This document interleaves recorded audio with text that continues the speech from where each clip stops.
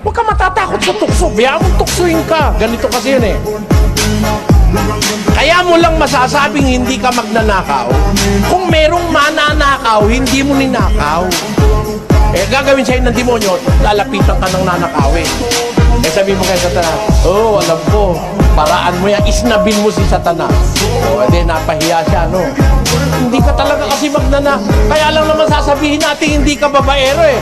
Kung sa gitna ng maraming babae, hindi mo pinagsasamantalahan, hindi ka nga babaero. Pero sasabihin, hindi ka babaero dahil wala kang mga babae, hindi tama yun. Hindi ka magnanakaw dahil wala kang mananakaw, wala kang opportunity. Eh, hindi ka proven na hindi magnanakaw. Ang talagang hindi magnanakaw, sa gitna ng maraming mananakaw, tinutokso siya,